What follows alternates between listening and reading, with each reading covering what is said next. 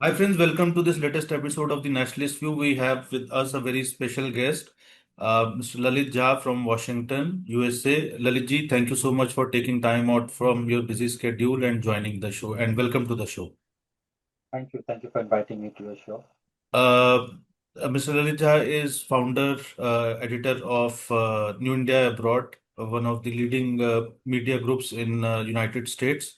And they not only focus on diaspora, Indian diaspora, but also on a wide variety of geopolitical issues as well as the US politics.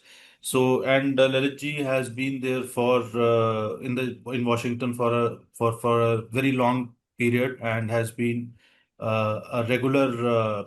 You can say he regularly attends the briefings at the White House also, and many of the questions which he asks, so they often are picked up by the international media. So one of the recent questions which he had asked about, the India-US trade deal. So that was picked up by in a whole lot of international media, including BBC. So Lalitji, thank you so much, and we are going to talk first about there has been 100 days of Iran war.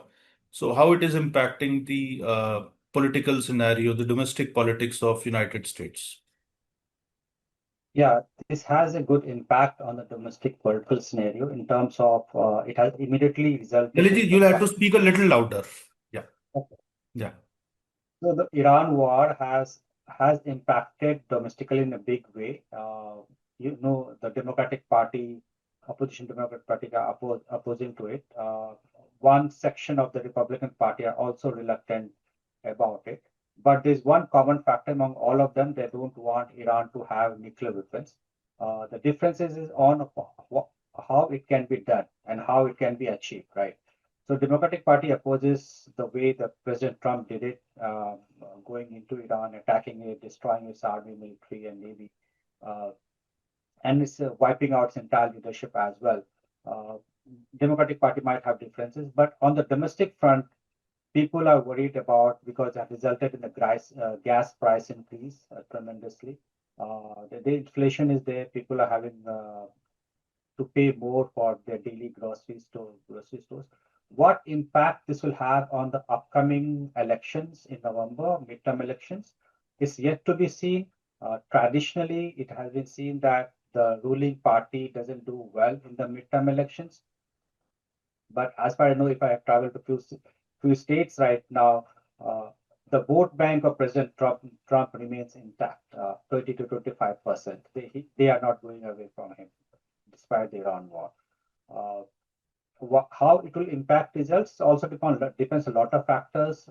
The unity of anti-Trump vote would also maybe result in uh, the vote swings here and there and give a decisive result. But as of now, all the opinion polls are showing that the Republican Party may lose the House and might retain the Senate. But we still a few months away from that elections. So you have been, covering US politics for quite some time. So for our viewers, if you can, just briefly tell us that what exactly is the importance of these midterm elections and why they are so important in United States, and not only for United States, of course, the rest of the world also look at this midterm election. So what exactly is this midterm election and why they are so important in US? So, if you look at India, where the Lok Sabha elections are typically held every 5 years, or whenever the elections are pre-scheduled sometimes, right? The term of the Lok Sabha members is 5 years, right? Here, the term of the House of Representatives, which is Lok Sabha like kind of thing here in the US Congress, is 2 years. So every 2 years, all the members of the Congress House of Representatives are elected. And the term of a president is 4 years. So that's why when the elections are held simultaneously for presidents and the House of Representatives is the general elections, and in the midway when it's held only for House of Representatives, it's called the midterm. Normally the term is midterm, uh, but it's always every House of Representative is being elected every 2 years. So when it's the time when the mood of the nation is being uh, is seen as the mood of the nation. And normally it has happened most of the time that during the midterm, the ruling party, the party who occupies the White House, tend to lose the elections.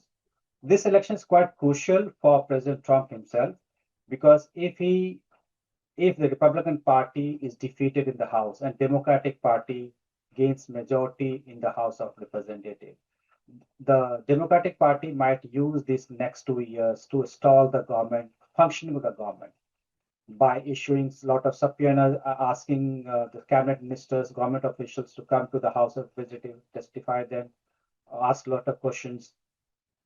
There are a lot of legislations and laws, economic policies, which has to pass through this House, right? So they might stall those or delay those legislations. They might also start the process of impeaching the president. So entire focus of the President Trump and his administration will go on firefighting rather than his administrative skills. So that's why it's quite important. If the Republican Party loses the Senate as well, like in India where the elections of the Rajya Sabha is held every 2 years, but only one third of the seat is replaced, right? Something like that. Yeah, the same thing. The term of a Senate members is 6 years, but every 2 years, one third of the seats are being replaced. So it's a rotation basis. If the Republican Party loses the Senate as well, then greater chances that he will end up becoming the lame duck president itself 2 years ago, 2 years before his term ends. So generally, is actually Iran war going to prove to be a major factor in terms of the midterm elections, or are there other domestic issues like the immigration, which is a key issue, and which clearly divides the Democrats and the Republicans, the stand which Republicans have taken, though there are reports that a couple of Republicans have broken away from their ranks also. But that happens in US, all the time, basically. So there is much more internal democracy, within the political parties there as compared to probably our country. But looking at this midterm election, do you think that Iran war is going to be a major or probably the decisive factor that will decide the outcome of the midterm elections? Because that is being projected, through various media reports which we read in India. I don't think so. My assessment is that Iran war will not play a big factor or the decisive factor in the upcoming elections. If you see the results, the primaries election that has come up in the last 1 month, President Trump's all his candidates have won in the primaries. Means when the Republican Party itself elects its own candidates, one of the major setback for the mainstream Republican Party was the defeat of long-term Senator John Cornyn from Texas, where a little bit unknown candidate supported by President Trump won and defeated him. So it also shows that President Trump has complete control over the Republican Party. Will this have an impact on the general elections? It's yet to be seen. But normally, I don't see the peak of Iran war is already past, right? What is going to situation going to improve from now onwards, including the addressing the issue of price rise, all these issues, right? So when he goes to elections, what he will going to show? He's going to say, showcase the results that he has given to the people. One is on the immigration itself, right? The border has been secure. There's almost zero illegal immigrations is coming up. He tightened up the immigration policies. Uh, Economy is doing quite well, except for the price rise part. His popularity among his own base hasn't declined. These are the positive factors. On the other side impact would be the unity of his opposition parties, right, or the Republican and Democrats, how that happens. Third factor is President Trump himself is not on the ballot. People would be voting for the local candidates. Think about state elections where Prime Minister Modi is not on the ballot, kind of thing. So all these factors will play an important role. But Iran war itself is not going to be a decisive factor or the only factor in the elections. So let's talk a little bit about now India-US relationship. Before the Iran war started, the it was quite a challenging phase for India-US relationship, and there were too many bumps. But after Marco Rubio has visited India, and interestingly, President Trump visited China, almost like basically, simultaneously. So, how do you see the kind of statements which Marco Rubio had made here? After that, also recently, when you asked the question, then President Trump said, that again he reiterated that India is a great country and Prime Minister Narendra Modi is his great friend. So how do you see, has the relationship qualitatively improved post-Iran war and especially after Marco Rubio's visit, or is it generally basically this is the way you see, it's a normal trajectory that okay, there were bumps and now they comparatively the relationship has improved. So how do you see the relationship, India-US relationship in till February 28th and now and looking at way forward, how soon the India-US trade deal can be sealed? Look, even President Trump, Ambassador Sergio Gore, and Secretary of State Rubio have said that the trade deal is around the corner. It might happen in few weeks' time or maybe next month. Uh, but the only person in this administration knows when the trade deal will be signed, in what format, is President Trump. Unless he signs off that one, no one knows about it. We have been hearing about the trade deal being signing off the last 1.5 years, but has never happened.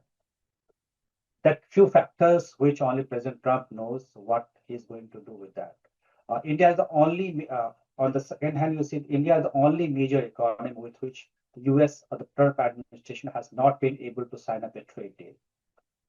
Because Indian government is trying to, unlike other countries, it has protected its own core interests, right?